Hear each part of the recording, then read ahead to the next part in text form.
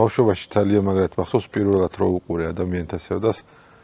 მე შევდა მოკლედ მაგ ფილმის რა და ერთი ხო ნუ თქვენი როლის უფრო სწორად რო ვთქვა და ვაღიარო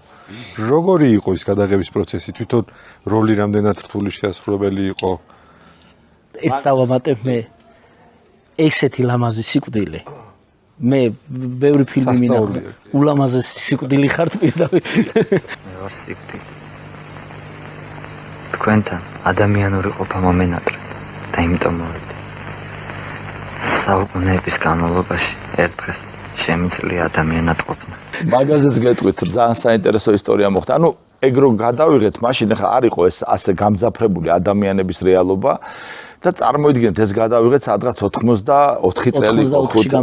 ხო აიგრე იყო და წარმოიდგინეთ მე რაც მოხდა ამას და ეს რო ხალხი გაგიჟდა და ქუჩაში გიჟები ხდებოდნენ სერიოზულად სიკვდილი მოდის და რაღაცები და კი იყო ეგეთი ისტორიებიც მაგრამ ყველაზე მაგარი ის რომ მეც დავიზრგუნე რა რომ აი უბრალოდ რაღაც პონჩი ხა ნუ ფეხზე მეკიდა ძირითადად მაგრამ მაინც ხანდახან უკვე ამდენი გიჟის ნახვა და ყველა რო ესე გეკვრებოდა სიკვდილო და რაღაცები მე ის არის რა ქვია სადღაც მოვხდი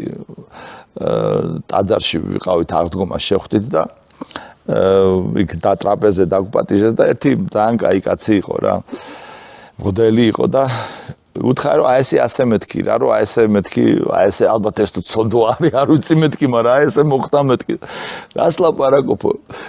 ეგ არის იმედის მომცემი სიკვდილი თამაშეო შენო მაგ ფილმში და ხალხო თუ რაღაცა კიდე იმედს აძლევო იქაც რომ სიკვდილი არც ისე საშიშია როგორც გონიათო რა და ეს ძალიან მაგარი ფრაზებია და აი ეს სიტყვები მითხრა თუ არა აი ეს რაღაცა მცებ გავიდა რაღაც ეს ნეგატიური ენერგია ჩემი ამ ფილმისადმი დამოკიდებულებაში. არც მქონია, მაგრამ მაინც ხო ხა 1000 კაცი რაღაცას რო გეუბნება და ქუჩაში რო ხდებიან და რაღაც ისტორიები კიდე იყო, ხა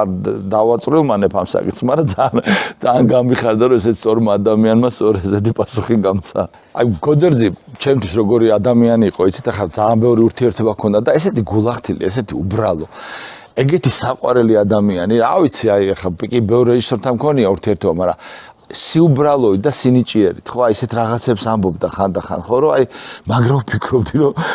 რა მაგარი რაღაცა თქვა რა, აი უბრალოდ იგივე თავის კაცობაში, იგივე თავის ადამიანობაში, აი ძალიან მაგარი ადამიანი იყო რა. და სხვათა შორის აი მაგაზეც მინდა თქვა, რომ ქუჩაში მოვდივარ და ხდება გოდერძი, ცოტათი უკვე შეშინებული კი არა რაღაც, აი ცოტათი ისე დაძაბული და ლადო ეს რა გადავიღეთ. ანუ გოდერძიც იყო დაძაბული ამ